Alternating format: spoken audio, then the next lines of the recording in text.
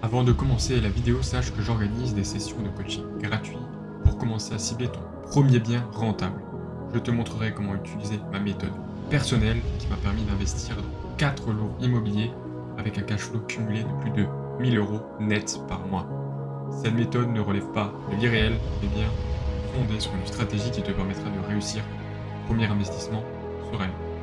Mais sans plus tarder, nous allons voir dans cette vidéo comment réaliser vos travaux sereinement sans perdre une grosse somme et compromettre votre projet premier investissement. Nous allons voir 3 leçons à faire pour que vos travaux se passent le mieux possible. Je vous présenterai à la fin 3 devis.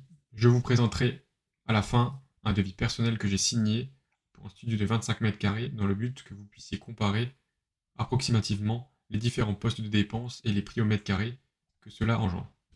Alors, sans plus tarder, la première leçon. Quand vous ne connaissez pas, renseignez-vous et apprenez sur le terrain. Je m'entends par là, beaucoup de personnes au début ne connaîtront pas grand-chose aux travaux, ce qui est normal et ça fait peur. Ce qui est très important, c'est que vous puissiez être encadré avec quelqu'un qui connaît bien les différents corps de métier. Et du coup, pour cela, moi, je travaille personnellement avec un courtier en travaux qui me permet de centraliser tous ces corps de métier et obtenir les meilleurs prix.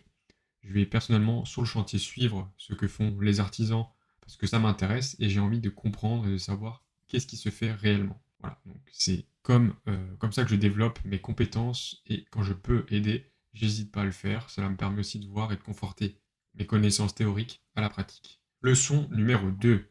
Gagner du temps et de l'argent en sous-traitant quand les tâches sont trop complexes ou peu rentables. Alors je m'explique. Je suis quelqu'un qui personnellement travaille beaucoup, j'ai pas énormément de temps, donc pour moi les travaux sont quelque chose de très chronophage, forcément. Si je les faisais moi-même, je perdrais beaucoup de temps, ça me ferait gagner un peu d'argent, mais derrière il faut toujours voir plus loin. Combien de temps mes travaux me prendraient par rapport au temps de location que vous pourrez mettre en phase. Si vos travaux vous prennent un mois à vous personnellement et que vous gagnez 10 000 euros, bien évidemment, les loyers d'un mois ne couvriront pas les 10 000 euros. Donc il est peut-être plus intéressant pour vous de le faire vous-même. Voilà. Cependant, maintenant, je conseille toujours au début, à part si vous êtes des experts là-dedans, de faire les travaux. Ça vous permettra aussi de réduire votre assiette fiscale en choisissant le bon régime fiscal. Donc normalement, si vous vous démerdez bien, dans les premières années, vous ne paierez pas d'impôts. Leçon numéro 3. Il est très important de vérifier à 2 fois ce que l'on vous dit et de bien vérifier ce qu'un devis comprend. Il faut savoir que ce devis, il peut intégrer plusieurs choses. D'un devis à l'autre, on peut souvent voir des différences de 20, 30, 40, voire 100% en plus, même encore plus en fonction des différents corps d'État. Très important, faites au moins 3 devis, comparez-les, essayez de comparer ce qui est comparable, et des fois, il vaut mieux mettre un peu plus d'argent avec une personne que vous connaissez ou que vous avez, qui vous a été conseillée, que de prendre une personne beaucoup moins chère, mais sans trop de garantie derrière. Donc, très important aussi là-dedans, demandez aux artisans leur garantie et leur attestation décennale pour vous permettre, dans les postes clés, de garantir cette décennale. Une décennale, c'est important pour vous parce que ça vous couvrira pendant cette période de temps, mais si cet artisan ne paye pas ses cotisations, cela ne servira à rien du tout parce que vous ne serez pas couvert. Donc, couvrez-vous là-dessus. Normalement, c'est au rôle du courtier en travaux de le faire, mais pour autant, demandez-lui ça et vérifiez bien que ces travaux soient bien encadrés. Si vous ne savez pas, faites-vous conseiller, demandez à des agents immobiliers dans un premier temps. S'ils n'ont pas des références en termes de travaux, essayez de chercher sur internet si cette référence vaut le coup. Allez avec ce courtier sur différents chantiers pour voir ce qu'il a déjà fait, ce qu'il peut vous proposer. Très important sur ces chantiers. Oubliez toute la partie argent, concentrez-vous sur la partie terrain et regardez bien si tout le chantier est bien rangé, bien ordonné, si c'est carré, les finitions sont bien faites, etc. N'hésitez pas à leur demander de venir avec par exemple le plaquiste, etc. Corps de métier qui vous permettront de gagner du temps et de l'argent sur votre investissement. Sans plus tarder, on passe à la partie analyse de devis. Ici, on se retrouve pour, je vous montre un devis.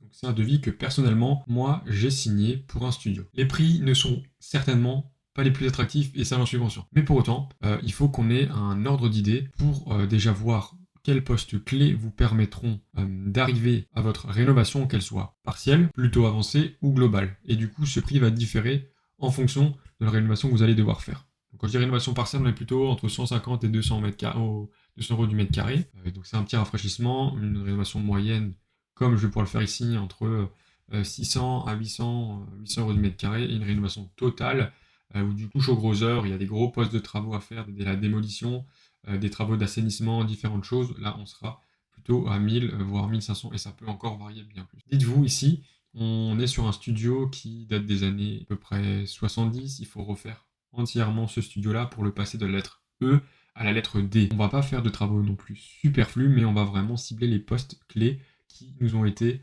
recommandés dans le DPE. Si je prends le premier poste, ça va être la démolition. Donc démolition ou dépose d'éléments. Moi, dans mon cas, j'ai de la moquette à enlever, j'ai la cuisine à déposer, à refaire entièrement, j'ai un grand placard en bois à enlever. Donc tout ça, c'est des différentes choses qu'il faudra enlever et mettre à la déchetterie. Donc voilà, c'est un poste qui n'est pas forcément ciblé au début, mais ça vous coûtera à peu près entre 20 et 30 € du mètre carré. Le revêtement au sol, moi je l'ai mis bien évidemment sur la partie démolition, mais je le ferai moi-même.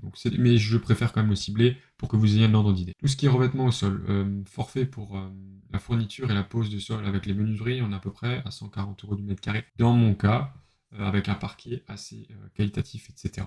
Voilà. Pour le lot, plâtrerie et isolation, avec une mise en place d'une isolation sur le mur extérieur et le remplacement des cloisons de la salle de bain avec un BA13, des rails avec un BA13 spécifique, donc le placo, fourniture du châssis coulissant. Voilà, donc une laine GR30 classique pour de l'isolation. On est à peu près 2100 €, ce qui équivaut à 84 € à 90 € du mètre carré. Pour la partie sanitaire et carrelage, comptez pour la modification et création de réseaux sanitaires, mise en place d'un receveur de douche, colonne, mitigeur, etc. Toutes ces choses-là inhérentes au sanitaire. Donc pour ma part, pour la salle de bain, la mise en place d'un meuble vasque aussi, le remplacement d'un ballon d'eau chaude, et la mise en place de carrelage dans la salle de bain, on est à peu près à 1370 € du mètre carré. 4 mètres carrés et demi à peu près, donc ce qui permet d'avoir cette différence-là. Et pour le poste d'électricité, qui est l'un des postes aussi qui coûte le plus cher, clairement, faut compter entre 100 à 200 € du mètre carré pour le poste d'électricité. Donc moi, en l'occurrence, on est à 120 € du mètre carré, négocié. Au tout début, on était à 160 €. Voilà. À cela s'ajoute pour ma part une kitchenette, donc que je vais vous montrer ici. Donc on est à peu près à 40 € du mètre carré. Et une partie peinture où je refais toute la peinture. Ici, ça sera sur une enveloppe de 2000 €. Donc ma kitchenette, c'est quelque chose de très simple ici. Le Roi Merlin, basique. N'hésitez pas pareil, hein, à faire plusieurs devis, aller chez des cuisinistes. Donc des fois, on peut avoir des belles surprises quand même sur des meubles montés. Le Roi Merlin, ça va être du kit, mais voilà. Il peut y avoir vraiment très peu de différence. Je vous prends par exemple le cas que j'avais sur un autre investissement. Donc là, c'est plutôt un grand appartement de 90 mètres carrés, où du coup, j'ai équipé toute une cuisine pour 3800 €, avec la pose, donc l'électroménager, etc., monté et livré, alors que le Roi Merlin m'aurait plutôt coûté 4500, voire 5000 €. J'en ai fini pour cette vidéo. N'hésitez pas à poser des questions si vous en avez, et ce sera avec grand plaisir que j'y répondrai.